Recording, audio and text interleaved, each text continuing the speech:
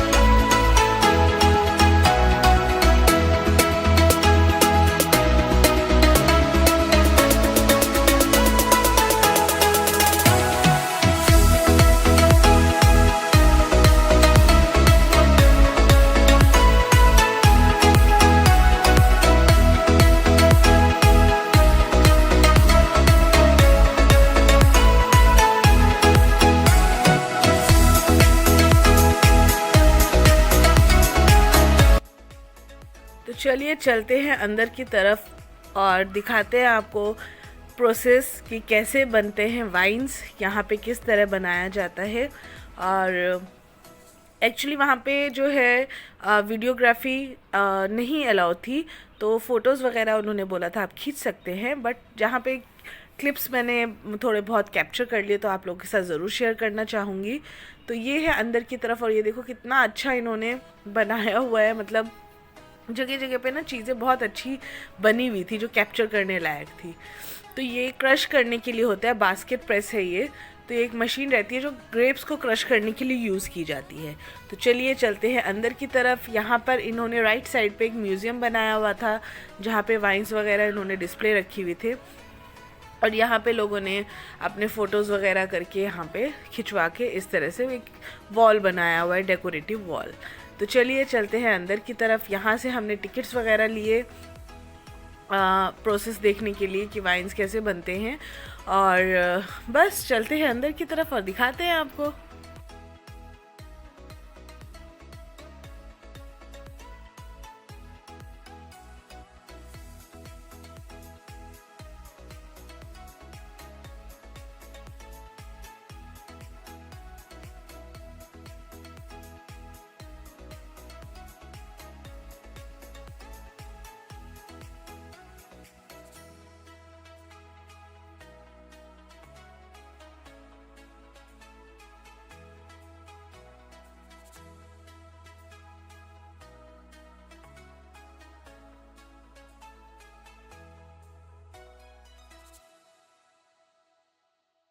तो यहाँ से हमने ले लिया है टिकट्स, और अब चलते हैं अंदर की तरफ। अगर आपको वाइन टेस्ट करना है जैसे मैंने बताया तो 200 पर पर्सन आपको वहाँ पे देना पड़ता है एक्स्ट्रा, और अगर आपको नहीं करना है तो 200 आपको रिफ़ंड मिल जाते हैं पर पर्सन।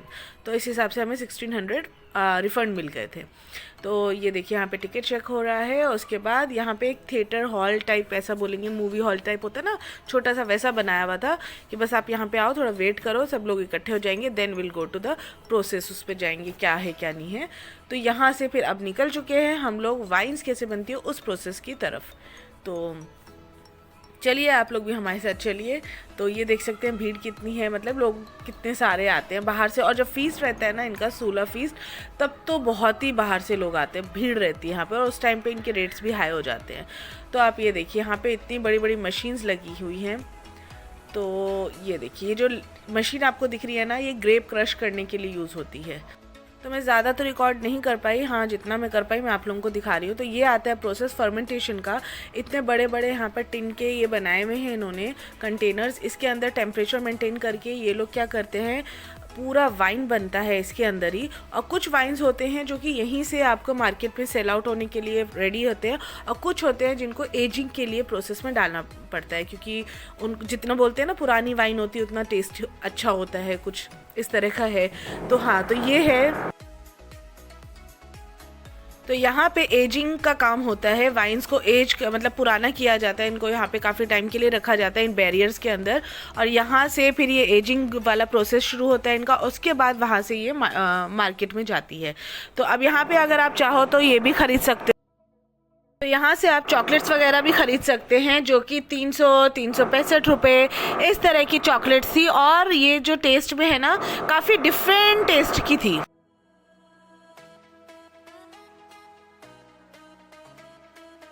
तो यहाँ पे लोग अंदर वेट कर रहे थे वाइन टेस्टिंग के लिए, हम लोग नहीं गए थे अंदर, तो ये मैंने बाहर से कैप्चर किया था। अब चलते हैं ऊपर की तरफ। ऊपर इन्होंने रेस्टोरेंट बनाया था और बहुत ही अमेजिंग व्यू था वहाँ से। मतलब वहाँ से अगर आप सनसेट या सनराइज़ देखो तो बहुत ही अच्छा लगेगा आपको।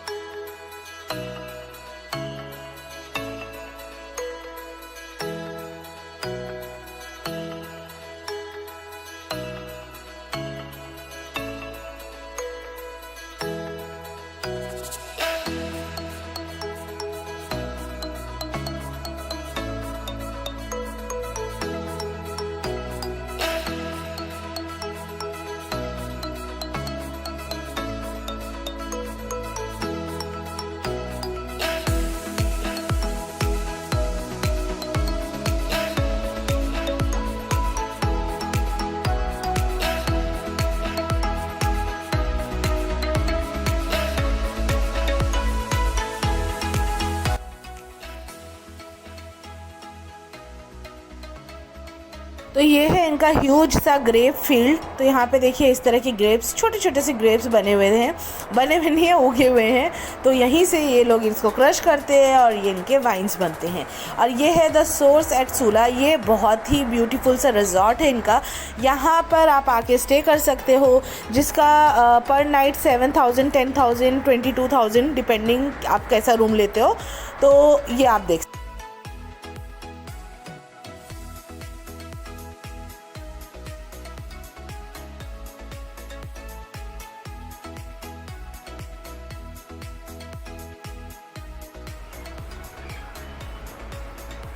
तो ये आपने देखा होगा ज़िंदगी ना मिलेगी दोबारा मूवी में, वो लोग क्रश करते हैं इस तरह का। देखो ये फीस्ट के अंदर होता है, पैर से क्रश करते हैं ये लोग। तो ये बैरियर रखे हुए थे यहाँ पे, बड़े बड़े से कंटेनर रखे हुए थे, तो ये इसलिए यूज़ होते हैं। तो ये बाहर की तरफ डिस्प्ले किया हुआ था। बाकी ये हम आ गए थे एक रेस्टोरेंट, क्योंकि हमारे पास कूपन बचा हुआ था, जो रिफ़ंड मिला था। वो पैसे नहीं देते हैं, वो कूपन के फॉर्म में अपने को दे देते हैं, ताकि आप चाहो तो कुछ ख़रीद लो, चाहो तो आप कूपन से कुछ खा लो। तो यहाँ पे हम आ गए थे रेस्टोरेंट के अंदर, और यहाँ से फिर हम लोगों ने पिज़्ज़ा, पास्ता थोड़ा थोड़ा ऐसा कर, क्योंकि बहुत एक्सपेंसिव था अंदर का खाना, ऑब्वियसली एक्सपेंसिव तो रहेगा ही। तो कूपन यूज़ करना था, वेस्ट नहीं करना था, तो फिर पिज़्ज़ा और पास्ता ऐसा हमने सब मंगा लिया था वहाँ पे। और वो चीज़ें खा के फिर हम लोग यहाँ से फाइनल बाय बाय निकल गए थे। तो सूला विनयार्ड आप लोगों को कैसा लगा होगा ज़रूर बताइएगा। और क्या आप लोग कभी गए हैं नासिक में सूला विनयार्ड, तो ज़रूर कमेंट बॉक्स में ज़रूर बताइए मुझे भी। तो ये था अंदर रेस्टोरेंट, जहाँ पे खाने पीने की अरेंजमेंट थी। तो अभी फ़िलहाल जो है हम लोग बहुत टाइम से पहले पहुँच गए थे, तो बाहर वेट कर रहे थे। तो मैंने कहा चलो अंदर का थोड़ा सा कैप्चर कर लेते हैं आप लोगों के लिए। यहाँ पे हम लोग वेट कर रहे हैं और मेन्यू डिसाइड कर रहे हैं। उसमें बहुत टाइम लग गया था, क्या लें क्या नहीं लें समझ में नहीं आ रहा था। तो ये